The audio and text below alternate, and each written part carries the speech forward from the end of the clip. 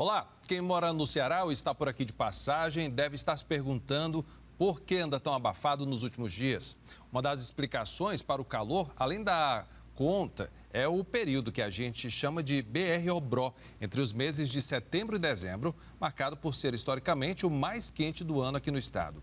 Nesta época, as baixas umidades e as altas temperaturas tornam-se ainda mais intensas, provocando essa sensação quase insuportável, seja qual for a hora do dia.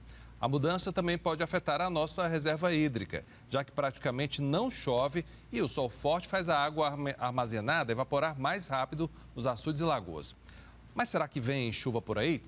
É um dos assuntos do Cena Pública desta terça-feira, que recebe o secretário estadual de Recursos Hídricos, Francisco Teixeira, e o presidente da Fundação Cearense de Meteorologia, a FUNSEMI, Eduardo Sávio, a quem eu já começo agradecendo a presença. Muito obrigado aos dois. Vem chuva por aí? O cenário atual está favorável, né? Mas ainda pode haver mudanças. A gente sempre aguarda janeiro, que é o mês que o Oceano Atlântico se define, né? E que a gente usa como sinalização para a quadra chuvosa. Está mais quente, ô presidente, ou é só sensação de mais calor? Climatologicamente, esses são os meses mais quentes, então é natural que a gente sinta relativamente ao que aconteceu no restante do ano, né? Temperaturas mais altas, né? Mas climatologicamente é previsível que essas temperaturas sejam mais altas nesse período do ano. Mas na medição no termômetro, está um índice mais alto, não está? Não, quando a gente olha a temperatura média do Ceará da década de 70 até hoje, existe uma tendência de aumento da temperatura, em torno de 1,3, 1,4 graus centígrados. Para cima. Para cima, né, a mais. Então, essa tendência de aquecimento na nossa série de monitoramento, ela é detectada. Secretário, como é que isso afeta a nossa reserva hídrica e como é que está hoje a situação aqui do Ceará? É óbvio que o aumento da temperatura, né, que é, como o presidente da FUNSEMI já colocou, é algo detectado não só aqui no Ceará, mas no mundo, em função, inclusive, dos processos de mudanças climáticas, afeta a nossa reserva hídrica, porque aumenta a evaporação, né? A gente diz que o nosso maior usuário é o sol, né? Então, nós temos uma forma de armazenar água superficial, dentro de reservatórios, não temos outra forma. E quanto mais elevada a evaporação, mais a gente perde água dos reservatórios. Hoje nós estamos aí com um pouco mais de 20%, algo em torno de 22% da nossa capacidade de armazenamento e sempre estamos atentos, né, à previsão do clima, o prognóstico que a FUNSEMI nos dá aí em meados de janeiro e estamos aí aguardando a nova estação chuvosa para termos um olhar sobre o gerenciamento das águas para o próximo ano, né? No momento de atenção, é de se ter parcimônia com o uso da água, o diálogo com os mais diversos usuários, setor de saneamento, setor de indústria, setor da agricultura irrigada, para nós podermos atravessar este momento que ainda eu diria assim, difícil, né? Porque embora tendo chovido aí principalmente em 2020 um pouco acima da média, sim, e tendo aportes mais representativos, nós não conseguimos ainda reverter a situação que se estabeleceu desde 2012, com o início de uma grande seca, em que os reservatórios só fizeram perder água e tendo momentos, né, de nível mais baixo e dando uma subida para pouco mais de 30% no ano passado, mas de toda sorte esse ano já não foi um ano bom. Assim como a FUNSEMI previu, as chuvas foram abaixo da média e, portanto, estamos hoje aí com 22% das nossas reservas, que dá para a gente ir sobrevivendo, mas exige um gerenciamento eficiente e eficaz dessa disponibilidade hídrica. Estamos em alerta, eu diria. Olha, está quente mesmo. Para você ter uma ideia, a cidade de Redenção, aqui no maciço de Baturité, que fica a 70 quilômetros de Fortaleza, registrou uma média aí de temperatura, as duas mais altas desse ano aqui no Ceará. 41,3 graus em setembro e 41,7 em agosto. Esses dados, eles foram medidos entre o meio-dia e 2 da tarde. São números marcados no termômetro mas a sensação térmica é muito maior. Tanto o calor assim, claro, afeta a reserva hídrica aqui no estado. Você confere um balanço do mês de novembro. Dos 155 açudes monitorados pela Companhia de Gestão dos Recursos Hídricos, nenhum está sangrando no momento. Apenas o Caldeirões, na bacia do Alto Jaguaribe, está com mais de 90% de água acumulada. Atualmente, 71 reservatórios estão com menos de 30% da capacidade total, 16 no volume morto e 8 completamente secos. Isso representa 4,12 bilhões de metros cúbicos disponíveis para abastecer todo o Ceará. É 22,24% da capacidade total de acúmulo de água no estado. De janeiro a novembro, a chuva garantiu o aporte de 1,73 bilhões de metros cúbicos. 2020 registrou um dos maiores aportes dos últimos anos. Os detalhes estão no portal hidro.ce.gov.br. Aqui com o presidente, ali, pelo que a gente viu na arte, a chuva desse ano não deve chegar nem à metade do que choveu no ano passado, então. Como a gente indicou em janeiro, né, o período de fevereiro a abril, como o secretário já bem mencionou, ficou abaixo da média, né? É claro que essa relação chuva e aporte, ela é totalmente não linear, né? Depende muito de como essa chuva é distribuída na bacia e também temporalmente, né? Essa questão do aumento de temperatura e a tendência de longo prazo de aumento de temperaturas, ela tem um efeito não só sobre a evaporação dos lagos, mas também o aumento da demanda hídrica para as culturas irrigadas, né? Até para a gente tomar banho em casa, por causa do calor, acaba consumindo mais água. Consumindo mais água. Então, é um efeito negativo duplo no balanço, né? Tanto sobre o ponto de vista da oferta, como o ponto de vista da demanda. Secretário, por que são 155 açudes monitorados? Eles são particulares? É uma parceria? Como é que é feito isso? Nós temos uma rede pública, né, de reservatórios bastante ampla. Esses 155 são apenas aqueles açudes maiores do estado, inclusive os maiores são construídos pelo governo federal através do DENOX, desde o antigo Cedro até o último Castanhão, que já foi construído numa parceria com o governo do estado.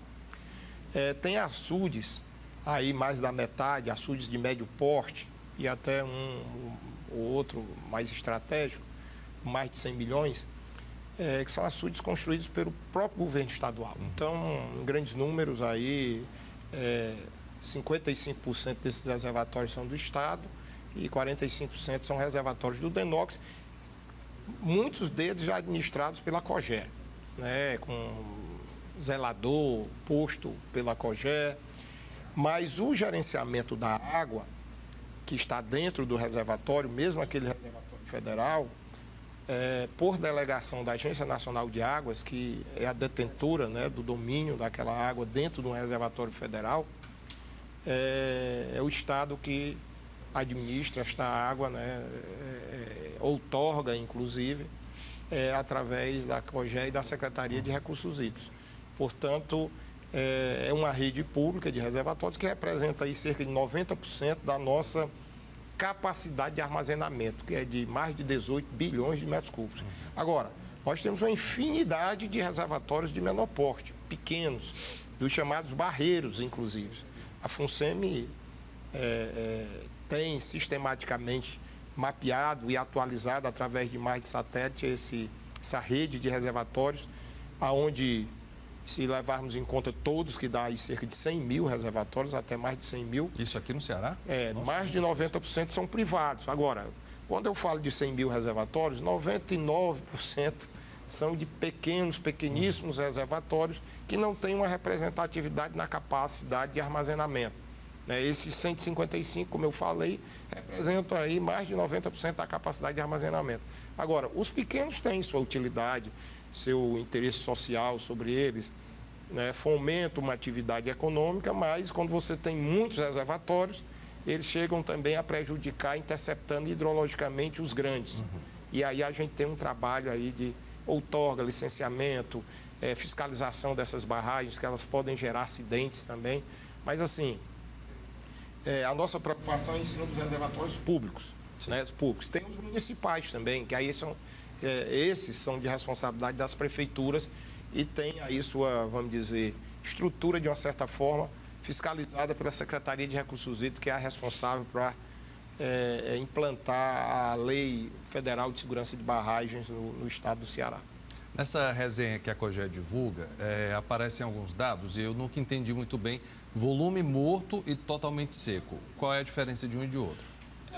Se estabeleceu, isso é uma cultura também bem cearense, isso é muito nossa, vem desde a época do Denox, quando construía, né, seus primeiros reservatórios. Todo açude público, diferentemente de muitos açudes privados, ou até a maioria dos privados, tem uma tomada d'água. O que é a tomada d'água? É um dispositivo de saída da água através de uma galeria, de um tubo, que você tem lá um registro, uma válvula de espessura. Acho que a tomada d'água mais famosa é a do Oroz, depois a do Castanhão. Quando abre, faz aquela... faz aquele véu de noiva. O volume de água considerado até aquele nível da tomada d'água, que eu posso liberar por gravidade da tomada d'água, é considerado o volume útil do reservatório. Certo. Quando baixa da tomada d'água, ainda tem um volume representativo. Né? Em alguns reservatórios é aí 5% da capacidade do reservatório. Aí a gente chama isso volume morto, porque não pode sair por gravidade pela galeria. Mas dá para usar. Mas, olha, muitas cidades tiveram seu abastecimento garantido pela retirada do volume morto desses reservatórios, através de estações de bombeamento flutuantes. E esse volume serve também para garantir a vida aquática. Né? Agora, tem um momento que o reservatório seca totalmente, devido à necessidade de atender as populações de abastecimento humano, ou às vezes até pelo sol mesmo. É o caso do Cedro, que é um açude que ninguém usa mais, né? Não tem uso consultivo sobre ele faz anos, né? 2 décadas pelo menos. O Cedro seca pelo sol. O que seca o Cedro é a falta de chuva e o sol. Então, este é o chamado volume morto. Por isso que tem, né, o volume útil, o volume morto e o açude totalmente seco, que infelizmente ainda temos vários no Ceará em função dos reflexos dessa grande seca. Mas aquela imagem do que muito se utiliza no sul e sudeste, eu acho até de forma pejorativa, do chão rachado ali no fundo do açude, isso ainda acontece, secretário, aqui no Ceará? Olha, quando o reservatório seca, né, devido ao solo ser argiloso e até no processo de fluxo d'água aos reservatórios, o carreamento, né, de matéria orgânica, de solos finos, que são depositados no fundo do reservatório, aquilo cria, né, uma camada de solo que, em função do total esvaziamento do reservatório, por forma de capilaridade, né, aquela água é evaporada da subsuperfície do solo e forma, né, cria, né, aquelas fissuras, aquelas rachaduras, mas tem até um exemplo típico, a FUNSEMI tem um arquivo fotográfico bastante interessante desse momento muito crítico que nós vivenciamos, sobretudo no ápice da seca, nos anos de 2016 e 2017, aonde você pega, por exemplo, o açude Quixeramobim, ali, que atende a cidade de Quixeramobim, que pode, se não chover para o ano, deverá secar novamente, infelizmente. Secou totalmente na época, mas aquela camada de solo rachado no fundo do reservatório guardava, vamos dizer, uma reserva hídrica, né, dentro do solo protegida da evaporação, bastante interessante, e foi responsável para garantir a água durante a crise para a cidade, pelo menos metade da demanda que a cidade precisava. Então, esse solo rachado, esse depósito de aluvião que tem no fundo do reservatório seco, ele também tem o seu lado interessante de guardar ainda alguma reserva hídrica para manter uma comunidade, uma cidade ou parte da demanda da comunidade durante alguns meses aí. Notícia boa. Presidente, a gente está vivenciando já o El Niño atualmente e como é que isso deve afetar o clima aqui no Ceará? Bom, nós estamos agora numa condição... Laninha. Perdão. Exatamente. De águas mais frias no Pacífico, né? Ou seja, nós temos um cenário que seria favorável para chuvas na próxima estação. Tá? Mas, como eu falei, a gente precisa aguardar até janeiro, né? Que é o momento que o Atlântico realmente se define, né? O cenário futuro mais próximo, né? Entre fevereiro a maio, para que a gente possa usar isso na previsão climática. Eu tenho observado, geralmente, no início da manhã, muito cedo, fim da madrugada, início da manhã, uma chuva rápida. O que é que está Bom, causando aí isso? depende do dia, né, dos sistemas que estão atuando. Né? Pode ser efeito de brisa, né? A diferença de temperatura que ocorre ao longo do dia anterior, né, provoca um gradiente de temperatura que faz com que nós temos rajadas de vento do oceano para o continente no início da manhã e provoquem esse tipo de precipitação. E também é uma coisa que eu noto, não melhora muito a situação, porque às vezes 7 da manhã já está muito quente, foi logo após essa chuva. Dá essa sensação, as pessoas até brincam que é como se fosse uma panela de pressão. Fica mais quente ainda depois dessa chuva rápida. É só sensação ou é um fato? Não, Aumenta? existe digamos assim, como aumenta o conteúdo de umidade, né, da atmosfera e a água é um melhor armazenador de calor, fica realmente essa sensação de mais quente. Né? É natural que isso aconteça. Tem região de Fortaleza que é mais quente que a outra? Nós não temos sistema de monitoramento, digamos assim, espacializado, né? Mas eu acredito que sim, essa diversidade de temperatura é esperada em qualquer área metropolitana. Uma coisa que eu sempre me pergunto, e já me perguntaram também, se faz muita diferença ficar à sombra aqui, por exemplo, porque não tem vento, atualmente se tem muito pouco. Você ficar à sombra para a temperatura faz diferença, porque você está se protegendo do sol, obviamente. Faz sim. Faz, né? Totalmente, porque aí você está isolando, digamos assim, da radiação direta do sol. É uma barreira ali, mas eu digo com relação ao calor, também? Também. Sensação térmica é outra, né? E está quente, viu? Está quente. Olha, o Cena Pública vai para um rápido intervalo. Eu te convido para dar uma olhada nas nossas redes sociais. Tem Facebook, Instagram, @TV Ceará e o canal da TVC no YouTube. Acesse lá e confere todo o conteúdo. A gente volta já. O Cena Pública está de volta, recebendo hoje o secretário estadual de Recursos Hídricos, Francisco Teixeira, e o presidente da Fundação Cearense de Meteorologia, FUNSEMI, Eduardo Sávio. Secretário, aqui no Ceará, muita gente cava poço profundo em casa e geralmente encontra água fácil. Isso quer dizer o quê? Ou eu estou enganado? Nós temos a falsa percepção de ter muita água aqui em Fortaleza. Tá, né? que é litoral. Porque litoral chove mais. Né? Segundo, devido ao tamanho da metrópole e às vezes os planos de drenagem não acompanharem, né, o crescimento da cidade e cresce de uma certa forma desordenada na periferia, tem qualquer chuva, não precisa ser uma chuva muito forte, as inundações, né, de ruas e tudo, aí você tem a percepção de que você tem muita água.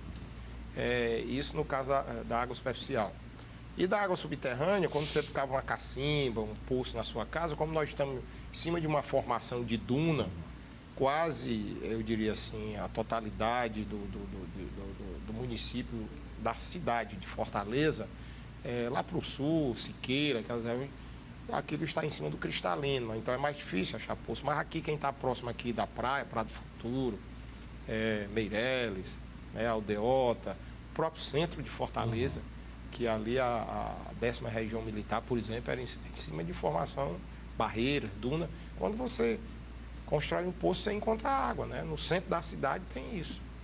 O esqueleto da moda lá tem um poço para atender o esqueleto da moda. Mas não é uma quantidade que dê para atender uma metrópole do tamanho de Fortaleza. Fortaleza, no passado, no século XVIII e boa parte do século XX, antes de se ter o primeiro sistema de abastecimento de água, ela era atendida com água subterrânea. Eu menino, cheguei em Fortaleza em 1971. Essa parte aqui do bairro do Cocó, que ainda estava nascendo na época, e tinha a nova aldeota, né, surgindo ali em torno do Colégio Santo Inácio, que hoje é Dionísio Torres. É aqui onde tem a caixa d'água na Praça da Imprensa. Então essa caixa d'água recebia água dos poços. Olha só. Do Cocó. Ela está ativa, secretário? Tinha uns poços no Cocó. Não, é um dos principais reservatórios da CAGES hoje, né? Só que recebe água do sistema metropolitano, do macrosistema. Mas parte dessa região de Fortaleza era atendida por poços do Cocó, em Duna. O processo de urbanização fez com que a recarga, né, desses poços fosse mais dificultada e isso diminuiu a vazão dos poços, né? Houve um rebaixamento maior, tem penetração da chamada língua salina, né, intrusão, quando você tem uma camada de água doce em cima da água do mar que penetra ali na praia, ela expulsa a água salina, porque a água doce, né, pesa em cima dessa água salgada. Mas quando essa coluna de água doce vai diminuindo, a água salgada vai entrando. Então, os poços, hoje na beira-mar, no passado, ali a Praia de Iracema, tinha aquelas casas, né, o bairro da Praia de Iracema era um bairro, né, da classe mais abastada de Fortaleza, aí nos anos 50, 60. A pessoa era atendida com poços. Hoje, se você construir um poço ali no hotel daquele da beira-mar ou da Praia de Iracema, vai encontrar água salobra, né, devido exatamente à falta de recarga e, às vezes, o exagero da exploração. Mas, assim, não é uma quantidade tão importante como aquíferos que tem no Brasil afora, mas é representativo. Então, essa percepção de termos água subterrânea em abundância vem muito aqui da visão do litoral. Agora, a água subterrânea em abundância maior nós temos no Cariri cearense, que hoje também os mananciais, né, os aquíferos daquela região já estão sendo pressionados em função do crescimento urbano acelerado que aquela região passa, né? Hoje ninguém fala mais de Crato, Juazeiro, Barbalha, a gente fala do polo Crajubá, a gente fala da região metropolitana, né, do Crajubá. Então, está havendo um adensamento urbano que dificulta a recarga desse aquífero e, ao mesmo tempo que a população cresce e explora essa água para suas diversas atividades, a agricultura, abastecimento humano, uso comercial, né, uso turístico, né, que tem muitos balneários na região, e a chuva também diminuindo, a recarga, né, do aquífero não permite um equilíbrio, né, mais sustentável. A gente tem monitorado isso, mas, assim, a alternativa é dar outras oportunidades de oferta hídrica. Então, por exemplo, o São Francisco para o Cariri vai ajudar a diminuir essa exploração do sol, da água aqui. Essa superexploração do aquífero lá no Crato, Juazeiro, Barbalha, por exemplo. Aqui na região metropolitana, o pessoal usa a água subterrânea como complemento, porque na realidade o grande fornecedor de água para toda a região metropolitana é a CAGES, a partir dos grandes reservatórios que abastecem Fortaleza, Pacajus, Pacuti, né? Tem um Riachão, Gavião, tem um Aracoiaba, tem sítios novos lá para o Pecém, e estão interligados ao Castanhão e hoje é o São Francisco. Né? Eu só aproveitar que o senhor falou aí do São Francisco, a que ponto está a transposição para cá?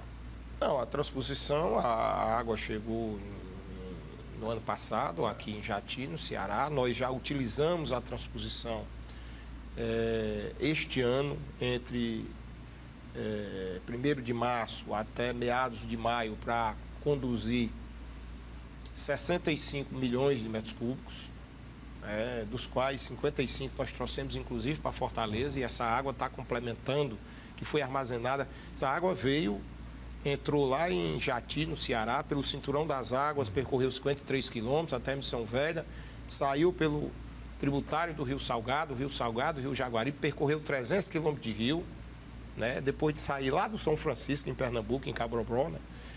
Entrou no Castanhão de imediato nós trouxemos para Fortaleza, para garantir o abastecimento de Fortaleza, que é para exatamente não usar a água local do Castanhão para trazer para Fortaleza, porque prejudica os agricultores, prejudica a população da região, este conflito, trazer água do Castanhão para Fortaleza. Então, a pretensão é este ano novamente, a partir de mais tardar fevereiro, início de fevereiro, basta a calha do Rio Salgado ser umidificada por algumas chuvas, geralmente chove em dezembro e janeiro ali no Cariri cearense, tendo algum fluxo d'água natural, umedecendo a calha do rio, é mais fácil conduzir a água de São Francisco ao longo de 300 quilômetros de leito natural até o Castanhão. Portanto, vamos aguardar a previsão da FUNSEMI, né, em janeiro, e as chuvas. Se chover já agora em dezembro, pode ser que logo, né, no dia 15, no início de janeiro, a gente já possa botar o São Francisco de novo para funcionar no que diz respeito ao Ceará. Profetiza aí, tomara que venha muita chuva. A gente acompanha, obviamente, a previsão da FUNSEMI diariamente, mas houve uma época que não era tão confiável. Quando é que mudou isso, se existiu um aporte tecnológico para ser tão preciso como é hoje, presidente? Bom, é uma longa história. Tá. É uma longa história, mas é um esforço contínuo, né, de melhoria do sistema. Em 2007, nós tivemos um aporte de recursos no primeiro governo Cid, montamos uma infraestrutura de computacional que permitia a gente executar modelos globais, porque essa era nossa grande deficiência de rodar cenários climáticos para o futuro, né? A gente poder fazer os experimentos por nós mesmos, não depender de órgãos externos. Então, a gente conseguiu, em colaboração com pesquisadores de fora, né, implantar aqui um sistema de previsão climática global e, a partir daí, interligar com modelos regionais e fazer a previsão regionalizada para o Ceará. Isso também permitiu a gente poder rodar cenários, né, de clima, porque a nossa grande incerteza é o Atlântico, então a gente não ficava só com a persistência, digamos assim, da condição atual, mas a gente poder rodar cenários futuros a partir de situações que ocorreram no passado ou de perspectiva futura que os técnicos, porventura, acreditem que vá ocorrer em termos de evolução das temperaturas dos oceanos. Então, isso permitiu uma mudança significativa a partir de 2007, né? E continuamos evoluindo, né? E agora com um novo contrato de empréstimo do banco, o IPF, nós temos uma ação lá que é exatamente a melhoria desse sistema de previsão climática. Nós vamos implementar outro modelo de previsão global e aí nós vamos ter um conjunto de modelos que permite nos, digamos assim, melhor estimar a incerteza sobre o que vai acontecer em termos de clima futuro para o estado do Ceará. Mas essa precisão, por exemplo, o índice pluviométrico que a gente acompanha, como é que vocês conseguem definir que caiu tantos milímetros de chuva no bairro Água Fria? Para isso, nós precisamos de postos de monitoramento, né? Precisamos de pluviômetros. Tá?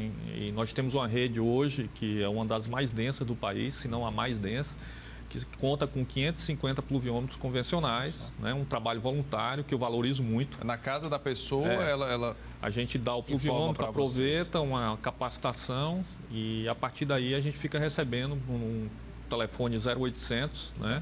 E automaticamente, quando é informado o registro de chuva, ele entra na nossa base de dados e sistematicamente é atualizado na nossa página da FUNSEMI.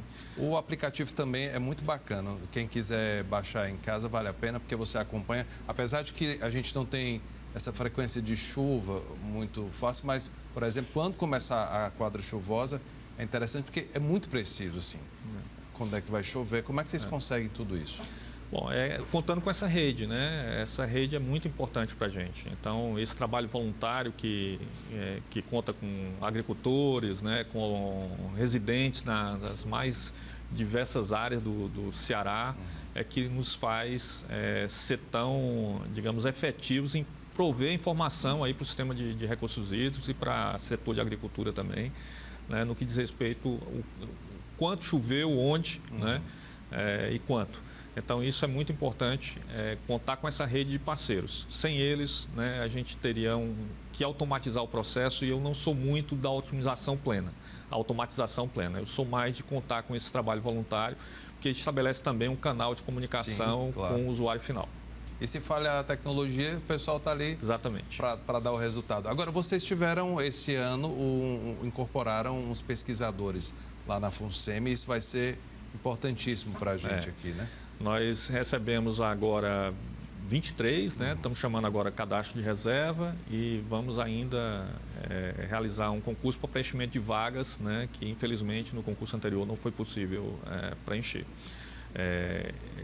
Estamos trabalhando muito na recepção desses pesquisadores, né? De realmente dar o choque do que é a nossa visão em termos de instituição e de Estado, né?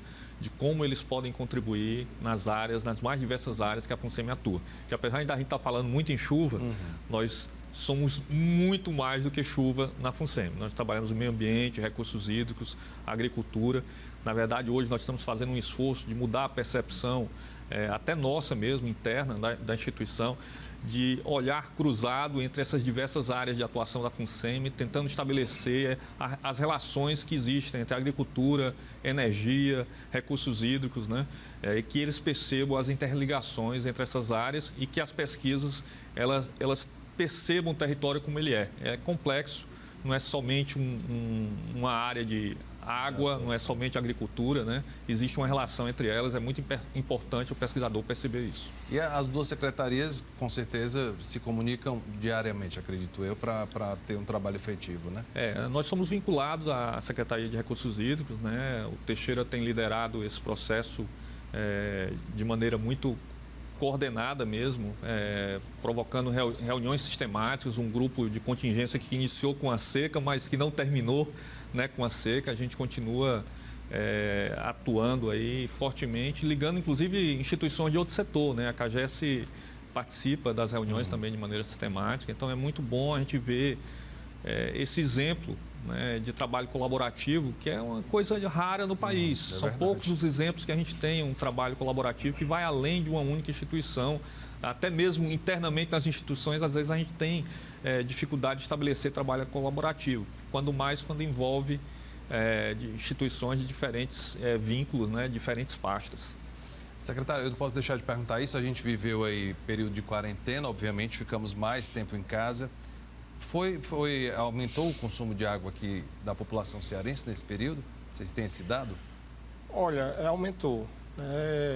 Já ano passado, né, na primeira onda da pandemia, houve um aumento dessa demanda por conta que as pessoas ficaram mais em casa. O governo do estado teve que também tomar medidas de ajuda, né, de proteção social à população de baixa renda. A CAGES é uma empresa que distribui água para a população e cerca de 40% do público atendido pela CAGES está enquadrado na chamada tarifa social. E por 3 meses, na primeira onda da pandemia, eu acho nessa segunda onda também, o governo teve que, assim, estabeleceu, né, para ajudar a população que perdeu muito na sua renda, isenção quanto ao pagamento da água dessa população de baixa renda. Isso, obviamente, né, aumentou de uma certa forma o consumo. A fiscalização exercida pela CAGES também, devido à própria pandemia, em parte foi suspensa, porque muita gente não podia sair de casa, ainda também não podia, né? Houve que ter uma convergência, né, uma compreensão da situação social delicada que toda a população vivia. Então, isso provocou um aumento do consumo no ano passado, nesse ano também, mas já estamos, eu diria assim, com um patamar próximo do que a gente buscava desde 2015, quando foi estabelecido o primeiro cenário de tarifa de contingência, 16 também, que a primeira tarifa de contingência estabeleceu aí uma meta de economia para 10%, depois para 20%. Hoje eu diria que nós estamos aí, chegamos em alguns momentos em 20%, em 18% de economia em relação ao que se consumia em 2014, né, quando a seca se acirrou mais e os reservatórios, né, começaram a baixar realmente. E a partir do momento em 15, quando o governador Camilo Santana assumiu o governo. Então, a referência é 2014 e hoje estamos aí por volta ainda de 16% abaixo, né, daquele consumo. Portanto, assim, a população tem colaborado, tem respondido. Claro que a tarifa de contingência ajuda quem usa acima de um determinado teto. Aí perde esse paga uma multa, né? Mas o fato é que houve uma espécie aí de compreensão, de acomodação, de uma cultura em busca de ter um uso mais parcimonioso da água aqui na região metropolitana de Fortaleza. E isso é o que... Isso e outros instrumentos que foram aplicados é o que nos tem permitido, né, sobreviver com abastecimento totalmente normalizado, com nível de reclamações, né, segundo a CAGES, muito baixo, em pleno período ainda de escassez hídrica que nós estamos vivendo. Cidades inteiras de São Paulo, em 2014, teve problema. Esse ano voltou a ter problema de novo, do interior de São Paulo, um alerta na própria Grande São Paulo. Curitiba estava com problema de racionamento de água, né? E nós... Para quem conhece, parece até brincadeira, né? Porque é tudo tão verde, parece ter tanta água e sofre com isso. Para não fazer racionamento, nós estabelecemos uma filosofia do uso sustentável, né, da água, né? Do uso parcimonioso, né? Fazendo um trabalho e estamos aí numa média de economia de 16% em relação ao que se consumia em 14, já se vai quase uma década, né? 8 anos em relação a 14 e estamos nesse patamar abaixo de 14 ainda, né? E cresceu o número de ligações. E também a população aumentou bastante. Né? A população aumentou, mas assim, isso, todo esse trabalho de uma gestão da demanda, né? De gestão do uso da água, o que o grupo de contingência, que é formado por diversas instituições, propiciou, ensejou a gente chegar onde nós chegamos. Né? Esse grupo tem a Secretaria de Recursos Hídricos coordenando, mas tem a COGÉ, que é uma coligada que faz o gerenciamento dos reservatórios, a FUNSEMI, que faz a previsão do tempo e do clima, mas que ajuda no monitoramento também, porque tem uma parceria enorme aí com a COGÉ para fazer o monitoramento da chuva, dos reservatórios, desenvolver instrumentos, mecanismos de tecnológicos para melhorar toda a nossa política, né? Inclusive previsão de aportes. A SOHIDRA, que é a superintendência que faz as obras hídricas e constrói desde o simples poço com chafariz de salinizador até uma obra como o Eixão das Águas e construiu, bateu todos os recordes. Você imagina que de mais vamos dizer, cerca de 60%, mais de 50% dos poços construídos em 37 anos de história da SOHIDRA foram construídos nos últimos 7 anos. Ou seja, nós construímos quase 9 mil poços de um total aí de 15 mil e pouco. Né?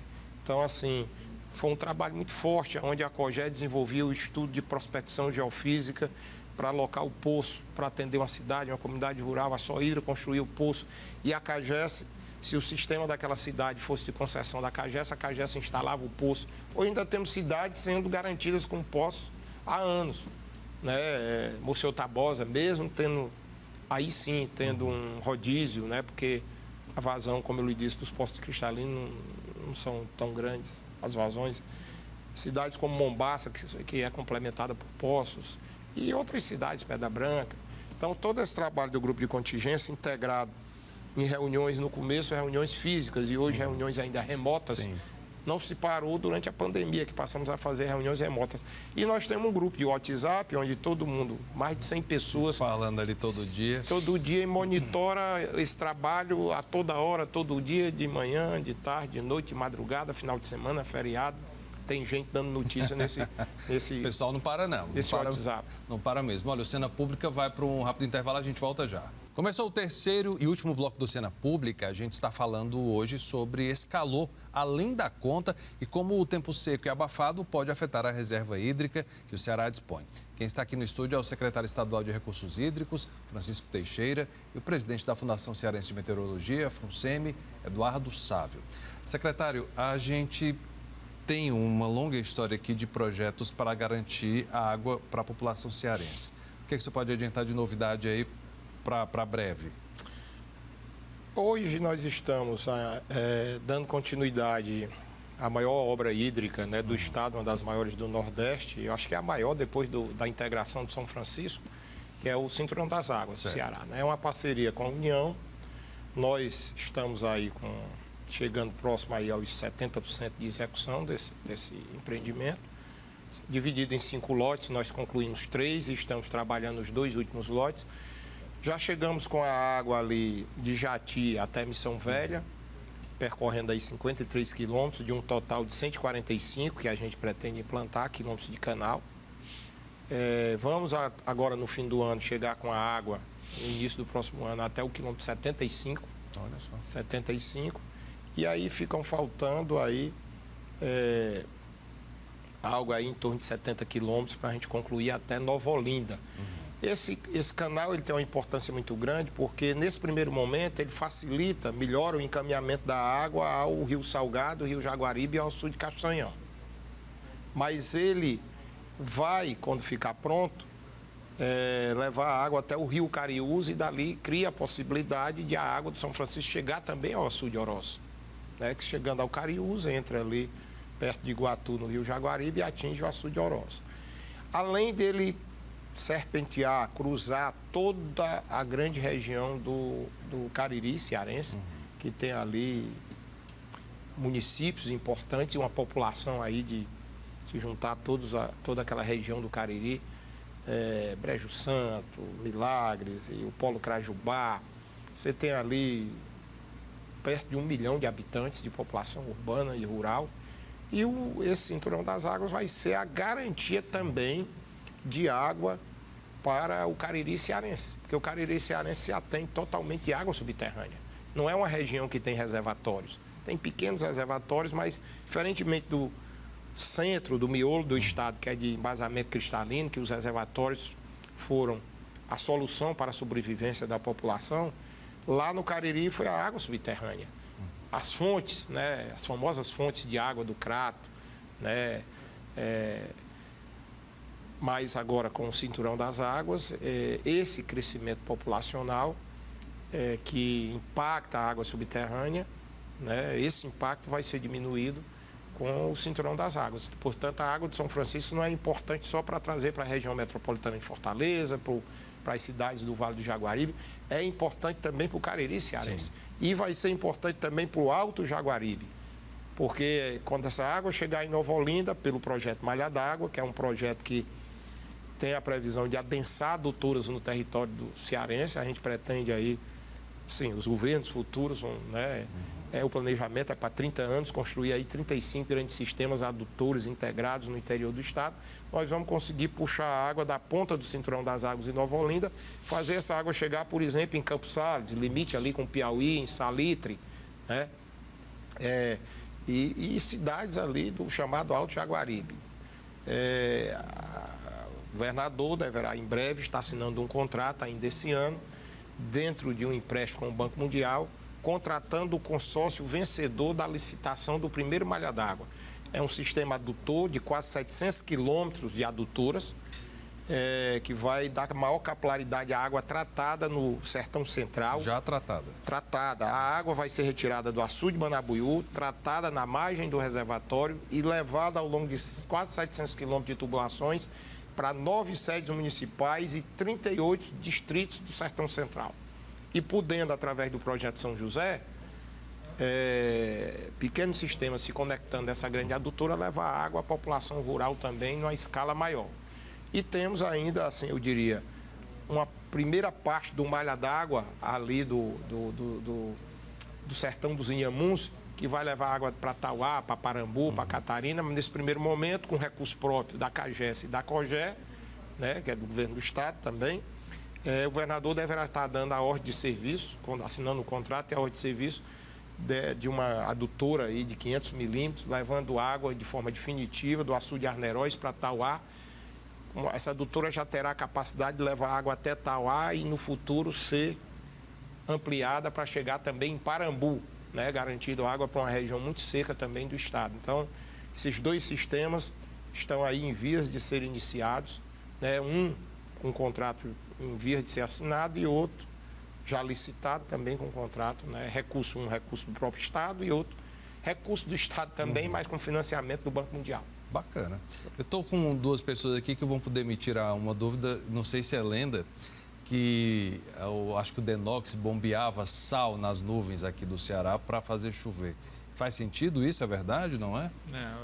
Eu não tenho esse registro do Denox. Mas já ouviu falar isso? Não, nunca ouvi. Essa tecnologia, então, não faz sentido? Não, a FUNSEMI trabalhou com nucleação. Na verdade, a FUNSEMI foi criada como Fundação Cearense de Meteorologia e Nucleação Artificial. Né? E chuvas artificiais. 70 aí? 72. 18 de setembro de 72. Nem que era nascido ainda, não. Não, ninguém era nascido aqui. Mas e como é que se fazia chuva artificial, então? Basicamente, você coloca um elemento nas nuvens que é um condensador. Tá. Mas é via aéreo mesmo? A FUNSEMI chegou a ter, salvo engano, 8 aviões para nucleação. A FUNSEMI, inclusive, chegou a fazer nucleação no Rio Grande do Sul, prestando serviço para o governo do estado do Rio Grande do Sul.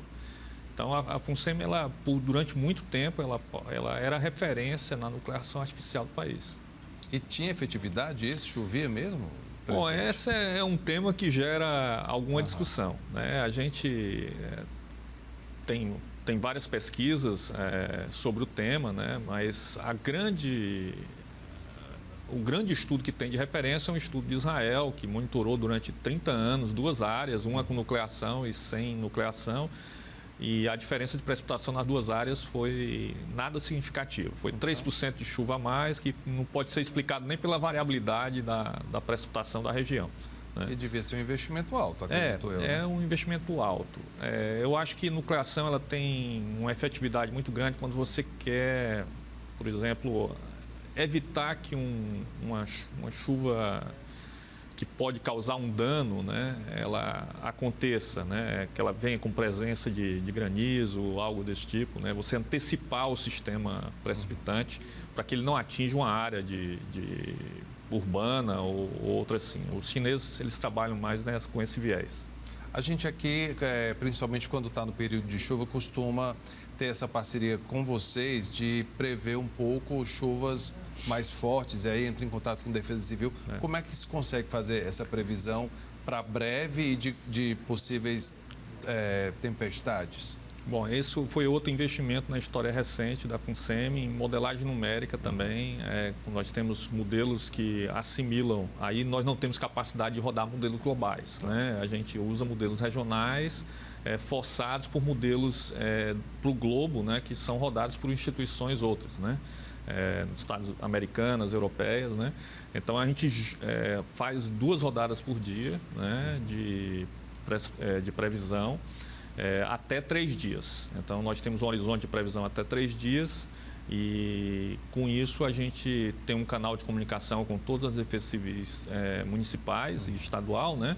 Nós temos um grupo, né, com a Defesa Civil, exatamente onde a gente comunica esses eventos mais extremos.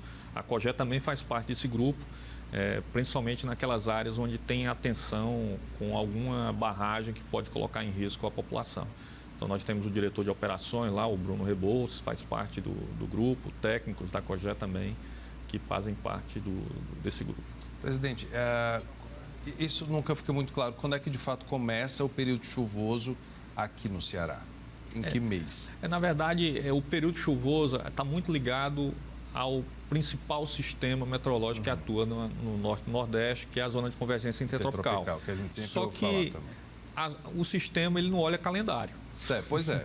Não dá para definir, por ali. É por ali, né? Em geral, é meados de fevereiro, né, até maio, é o período que climatologicamente ele atua. Mas, por exemplo, 2004, que nós tivemos 17 dias de chuva aqui no estado do Ceará, com o sistema da zona de convergência intertropical parado no estado, encheu o Castanhão, né? Arneiroz teve um problema de ruptura. Encheu o Castanhão, inaugurado e enchido no mesmo ano. Né? Que é água para encher o Castanhão, né? Foi. E realmente foram 17 dias de chuva provocados pelo sistema. Mas naquele ano, a zona atuou em janeiro. Então, ela antecipou durante o período que a gente denomina quadra chuvosa, que climatologicamente é o período mais chuvoso, né? Fevereiro a maio, a zona se arrefeceu. Ela atuou mesmo, foi no meados de janeiro até final de janeiro e início de fevereiro. Que até tem uma chuvinha nesse período, né? Tem, pode ter, mas por outros sistemas em geral, não a zona de convergência. Esse ano, em 2004, a zona ela teve uma atuação antecipada. O fato de ter sido um inverno tão rigoroso no sul e sudeste, nevou na Serra Gaúcha, vai fazer alguma diferença para a gente isso? Pode fazer alguma diferença? Não, na verdade isso está ligado ao principal sistema, né, que é aí no caso a laninha, a presença da laninha que nós temos no Oceano Pacífico, né, que tem um efeito positivo, né, na nossa região. Mas, na verdade, os sistemas que estão atuando, provocando chuva em outras regiões, não necessariamente querem impactar o que vai acontecer, o que está acontecendo aqui na região. O senhor acompanha a previsão dos profetas da chuva? Eu encaro como um evento cultural, né? Um evento que a gente tem que respeitar. Mas né? Coincide muitas vezes? Não, eu acho que dificilmente coincide, principalmente nesse período mais crítico que nós vivemos, de 2012 até cá, até hoje, né? Que nós tivemos muitos eventos de seca, né? De maneira persistente, 2012, 13, 14, 15, 16, né? Mesmo 17 em boa parte do estado, né?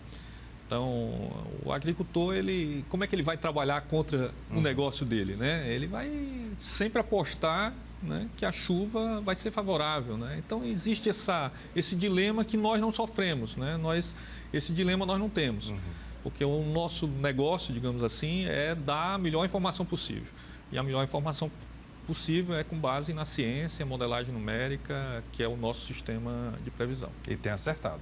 Que bom. Graças a Deus. Secretário, quem quiser conhecer o trabalho lá de vocês, tem rede social, pode entrar lá no portal também.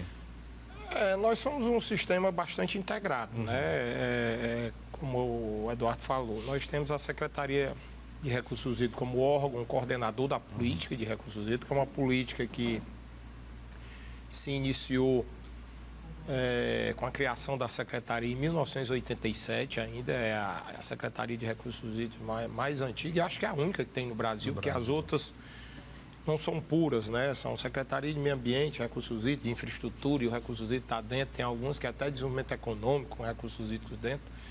Essa secretaria foi fundada em 87, né? Fará 35 anos, né? Para o ano, né? A Sohidra, que é uma vinculada nossa, que é o braço de execução de obras hídricas, ou de administração direta, tem mais de 20 máquinas perfuratrizes para construir poços, mas fiscaliza, supervisiona as obras de barragens, adutoras do eixão das águas, que são os eixos de transferência. A COGE é o órgão de gerenciamento dos recursos hídricos, recebe obras prontas da Secretaria, da Sohidra, e gerencia os reservatórios que são construídos, os canais, por exemplo, o eixão das águas. A Secretaria construiu com a Sohidra, a COGE opera hoje o eixão das águas, um canal de 200 quilômetros que traz água quando é necessário, do Castanhão para Fortaleza, e hoje traz a água de São Francisco, que cai no Castanhão para Fortaleza. Cinturão das Águas, a COGE já está operando os primeiros 53 quilômetros do Cinturão das Águas. Canal do Trabalhador já opera desde 1997, o Canal do Trabalhador foi construído em 94 pela CAGES, mas veio para a COGE. E essas 55 barragens reservatórios é o nosso braço do gerenciamento dos recursos hídricos, tem um braço de obra de gerenciamento.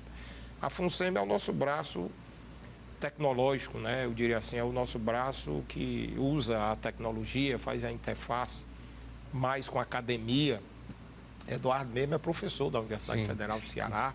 Tivemos outro professor da Universidade Federal do Ceará, presidente da FUNSEMI, o professor Assis Souza Filho, que hoje é professor doutor lá do DEA. Eduardo também é colega dele, é professor da Universidade do Labomar. Geralmente é um órgão, né, com viés mais acadêmico, mas usando os conhecimentos acadêmicos com o pé no chão, né? Sim. Desenvolvendo ferramentas, pesquisas, estudos aplicados para a gente pôr em prática. E que bom que tem apoio do governo. Também, ajuda muito a Secretaria, ajuda muito a COGE, né? E quem é beneficiado é a população, né? Exatamente. O governo dá o apoio, né? A pesquisa, a FUNSEMI hoje ela quase que auto se sustenta, sendo chamada para fazer parcerias com a Agência Nacional de Água, né? A Petrobras, a Eletrobras, desenvolvendo estudos não só no norte do Ceará, nordeste brasileiro, como no Brasil inteiro, além das parcerias com organismos internacionais, né? Tem aporte de recursos, muitas vezes, de instituições francesas, holandesas, né? Hoje, né, vocês têm parceria com diversas instituições internacionais, IRD americano, né? Também tem muitas parcerias. Então, um órgão de reconhecimento nacional e internacional que desenvolve todo o nosso braço tecnológico, né? Então, a gente tem esses braços, a gente tem esses pilares. Eu sempre digo que a política de recursos do Ceará é aquela que tem mais, vamos dizer, estrutura, né? Aquela que tem, assim, aquilo que mais precisa, né? Que tem uma completude maior em relação a outras políticas. E nós estamos aí com os sites, né? Da SRH, da FUNSEMI, da COGE, da Sohidra. Todo dia dou lá uma olhada. FUNSEMI, lá então... nós temos o nosso Atlas de Recursos Hídricos, muito interessante, que é uma parceria de todos os órgãos. Nosso Atlas foi no início, lá atrás, realizado pela Secretaria, foi aprimorado pela COGE, hoje alimentado pela FUNSEMI, que desenvolve um trabalho aí tem um trabalho hoje sendo desenvolvido na FUNSEMI, que é catalogar todas as comunidades rurais do interior do Ceará, não importa quantas casas tenha, de uma casa até uma comunidade rural mais consolidada. com um trabalho integrado, que nós tivemos o apoio, por exemplo, do Exército Brasileiro, através da 10ª Região Militar, que nos forneceu as rotas de carro-pipa. Nós temos consultas que os bolsistas fazem ao IPES, ao Banco de Dados do IPES, do IBGE, mas tem hoje, eu diria assim, nos municípios que já foram catalogados, todas as comunidades, um banco de dados de comunidades que nem o IBGE, nem o IPES tem no estado do Ceará. Então é um trabalho realmente integrado e tem as ferramentas aí que vocês conhecem bem, todo cidadão pode acessar, inclusive, né, nos tablets, no celular, sim, o portal Hidro, né, o radar da FUNSEMI que detecta a chuva que está acontecendo no momento. Então, hoje eu diria o seguinte, quando eu sou da COGE de carreira funcionário. Quando a COGE nasceu, eu disse assim, a COGE tem que ter a importância que a FUNSEMI tem, porque todo cearense no período chuvoso quer saber o que choveu no seu município. Sim, é verdade.